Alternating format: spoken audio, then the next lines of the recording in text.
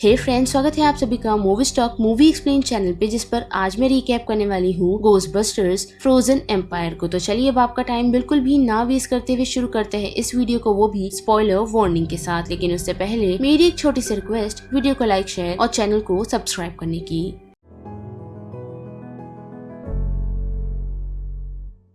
Film की शुरुआत हमें लंदन 1920 से दिखाई जाती है, जहां हम कुछ सैनिकों को देख पाते हैं जो घर में चेकिंग के लिए पहुंचे हैं। और जब एक दरवाजे को तोड़ वो सभी डाइनिंग रूम की तरफ बढ़ते हैं तो वहां बैठे सभी शख्स जमे हुए होते हैं। साथ ही हम एक ऑफिसर को देख पाते हैं जो एक शख्स के पास पहुंच उसके हाथ में रखे हुए किसी तरह ग्लोब को टच करता है तो पास बैठे सभी जमे हुए लोग टूट जाते हैं और उस ग्लोब में से हम एक फ्रोजन गोस्ट को नोटिस कर पाते हैं। जिसके बाद ये कहानी बढ़ती है प्रेजेंट की तरफ, यानी कि 120 साल बाद, जहां हम गोस्टबस्टर की टीम को देख पाते हैं जो सभी लोग काफी मेहनत से गोस्ट को पकड़ने में कामयाब होते हैं। लेकिन उसी के साथ शहर में काफी सारी तोड़फोड़ मचा देते हैं और साथ ही खुद की गाड़ी को भी उन लोगों ने ठोक दिया है। जिसके बाद वो सभी मेयर के पास आ पहुंचे हैं, जिस मेयर को गोस्टबस्टर फर्स्ट पार्ट से ही नहीं पसंद, जो सेम अभी भी है, क्योंकि वो गैरी और उसकी टीम को शहर में नुकसान करने के लिए काफी चिल्ला रहा होता है। साथ ही उन्हें ये भी कहता है कि उनकी टीम में एक माइनर मौजूद है जिस कारण उन्हें काम में दिक्कत आ सकती है, जो और कोई नहीं फीबी है, जिस कारण अब उन्हें फीबी को अपने साथ काम पर नहीं ले जाना है। साथ ही नुकसान भी शहरों का कम करना है। जिसके बाद वो सभी घर आ पहुँचते हैं, जहाँ फीबी गैरी से थोड़ी नाराज है, लेकिन वो सभी उसे अब अपने साथ काम पर नहीं ले जाने वाले। जिसके बाद गैरी और कैली मिल कैद किए हुए गोस्ट्स को एक पाइपलाइन की मदद से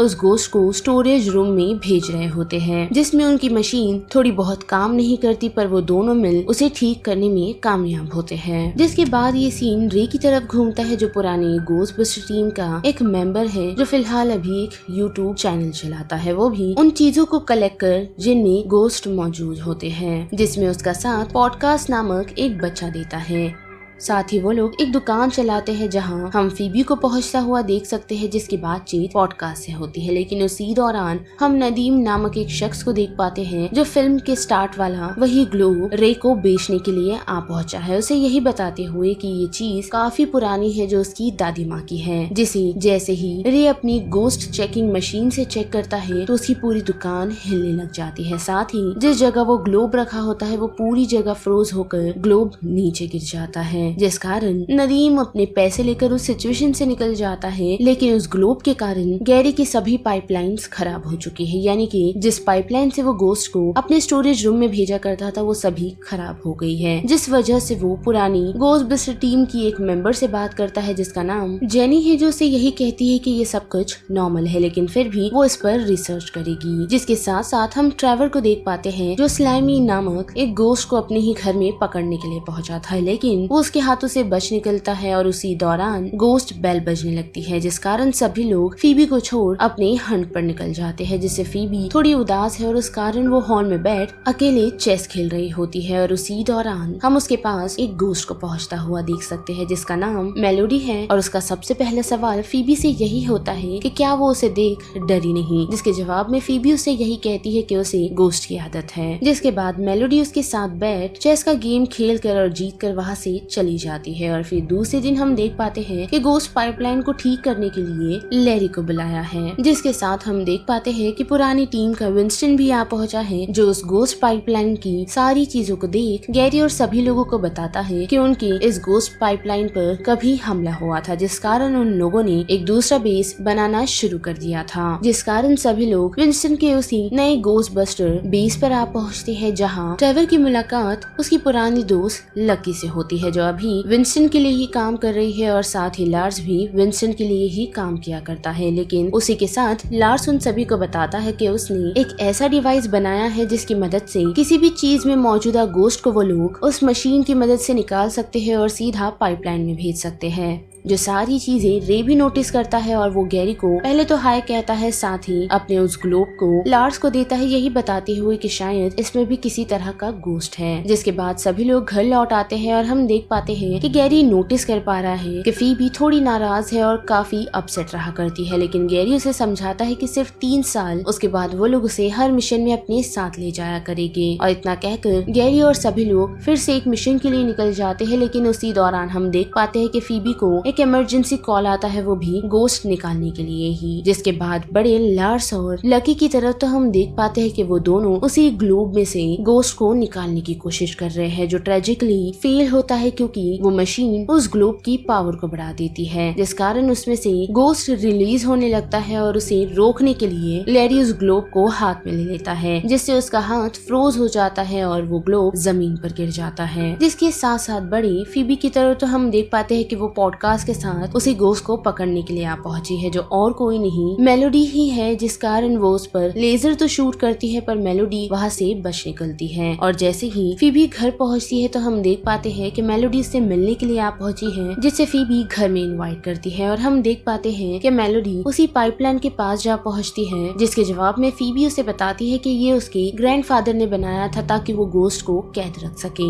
जो खतरनाक है। जिसके जवाब में मेलोडी यही कहती है कि सभी गोस्ट खतरनाक नहीं होते, और इतना कहकर वो मैचेस को जलाने की कोशिश करती है, जो बार बार वापस लौट आती है। और जैसे ही वो यहाँ से निकलती है तो हम देख पाते हैं कि वो किसी से बातचीत कर रही है, जो और कोई नहीं बल्कि वही आइस गोस्ट है, जो ग्लोब से निकल मेलोडी तक पहुँच चुका है और अब वो फीबी से किसी तरह का काम करवाना चाहता है, जो काम करने के लिए मेलोडी रेडी है। जिसके दूसरे दिन हम देख पाते हैं कि ट्रेविस फिर से स्लाइमी को पकड़ने की कोशिश कर रहा है, जिसमें वो फिर से नाकामयाब होता है क्योंकि पूरी बिल्डिंग हिलना शुरू हो जाती है और वो सभी देख पाते हैं कि किसी ने पाइप लाइन को जमाकर यानी कि फ्रोज कर उसे तोड़ने की कोशिश की। जिसके बाद वो सभी यहाँ से सीधा विंस्टन के वहाँ पहुँचते हैं, जहाँ लार्स उन्हें बताता है कि किस तरह वो बार बार इस ग्लोब को गर्म करता है पर फिर भी वो फ्रोज हो जाता है। लेकिन इतना ही नहीं बल्कि जब वो उस ग्लोब को मिनी पफ्स के सामने रखता है तो वो सभी इसकी तरफ खींचे चले आते हैं, जिस कारण ट्रेविस का ये मानना है कि उन लोगों को शख्स से बात करनी चाहिए जिसने उन्हें एक ग्लोब ला कर दिया, जिस कारण वो सभी उस ग्लोब को सिक्योर कर सीधा नदीम के पास जा पहुंचते हैं। और उससे बातचीत पर उन्हें पता चलता है कि ये ग्लोब उसकी दादी का था, क्योंकि उन्हें प्राचीन चीजें काफी पसंद थी, जिस कारण उन्होंने ऐसी काफी सारी चीजें कलेक्ट कर रखी है। और उनके देहांत के बाद ही नदीम की नजर उस ग्लोब पर पड़ी। साथ ही वही दूसरी तरफ हम देख पाते हैं कि पॉडकास्ट कुछ रिसर्च कर रहा था, जिस रिसर्च से उसे पता चला है कि एक ऐसा शख्स मौजूद है जो उन सारी चीजों के रिकॉर्ड रखता है जिसमें गोस्ट मौजूद है। तो शायद उस शख्स के पास कुछ डिटेल होगी जिसके पास हमें जाकर उस ग्लोब के बारे में पूछना चाहिए, जिसके लिए रे और फीबी रेडी है और वो तीनों उसी शख्स के पास निकल पड़ते हैं। वही दूसरी तरफ हम देख पाते हैं कि पीटर नदीम से बातचीत करने के लिए आ पहुंचा है, ताकि वो सभी ये पता लगा सके कि नदीम के अंदर कोई स्पिरिट मौजूद है या फिर उस पर किसी ने अपना कंट्रोल बनाया है। जिस बातचीत में वो सभी नोटिस कर पाते हैं कि नदीम के गुस्से के अकॉर्डिंग पीछे जल रही आग कभी कम होती है तो कभी ज्यादा।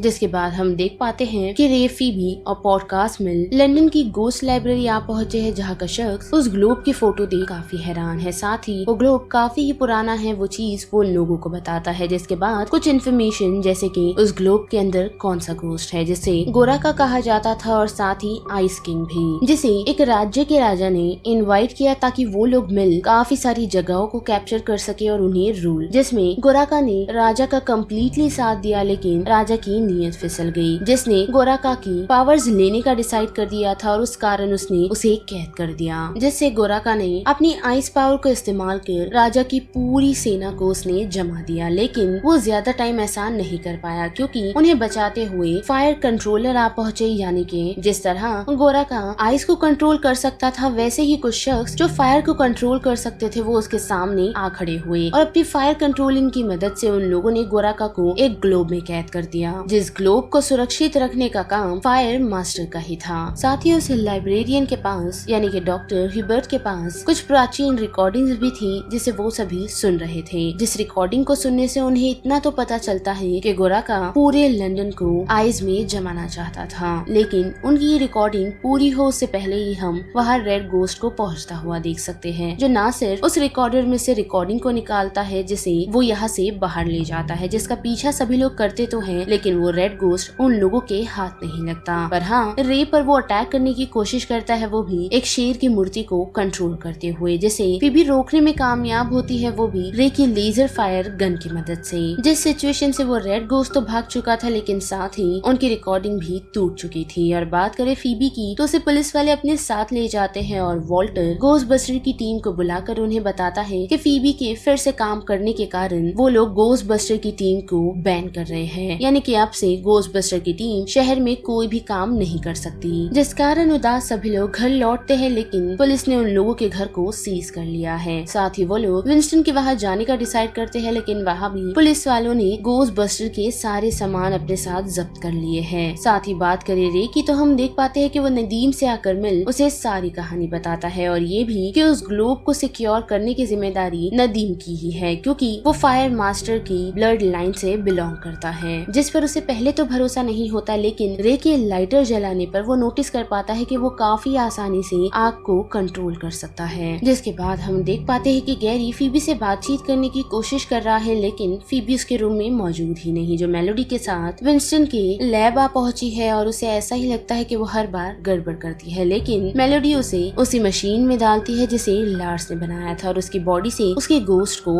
अलग करती है। जिसके बाद वो उसे माफी मांगती है, जो चीज फीबी के समझ नहीं आती, लेकिन उसी समय हम देख पाते हैं कि आइस किंग फीबी के उस गोस्ट पर कंट्रोल करते हुए खुद को ग्लोब से आजाद करवा लेता है। जिस सिचुएशन पर लकी पहुंच उसे रोकने की कोशिश करती है, वो भी लेजर गन की मदद से, लेकिन अफसोस वो उसमें नाकामयाब होती है, क्योंकि आइस किंग उस लेजर को फ्रोज कर देता है और वहाँ से भागने में कामयाब होता है। जिसके बाद वो सीधा नदीम के घर आ पहुँचता है और अपने 2 हॉर्न को निकाल खुद में अटैच करता है, और फिर पूरे शहर पर अपना कहर बरसाना शुरू करता है, जो चीज सभी लोग शहर में नोटिस कर रहे हैं, और साथ ही इन सारी चीजों के बारे में अब गैरी और पूरी टीम को पता चल चुका है। लेकिन रे का यह मानना है कि उन लोगों के पास फायर मास्टर मौजूद है, जिसकी मदद से वो लोग बच सकते हैं, लेकिन गैरी को पता है कि अभी तक नदीम रेडी नहीं, जिस कारण उन लोगों को उसकी हेल्प करनी होगी, जिसके लिए उन्हें उनके हथियार चाहिए, जो लार्स उन्हें दे देता है। लेकिन साथ ही हम देख पाते हैं कि पूरी गोस्ट बस्टर की टीम, यानी कि पुरानी और नई गोस्ट बस्टर की टीम मिल अब आइस किंग का सामना करने के लिए रेडी है, पर उन लोगों का सबसे पहला सामना रेड गोस्ट से होता है, जो पहले तो उन लोगों पर गाड़ी की मदद से अटैक करता है, लेकिन फिर एक लेजर गन लेकर वो ट्रैवल पर हमला करने की कोशिश करता है, जिससे उसे नदीम बचाने में कामयाब होता है, वो भी उस लेजर को कंट्रोल कर। जिस मौके का फायदा उठाकर पॉडकास्ट उस लेजर गन को ही तोड़ देता है और उस सिचुएशन से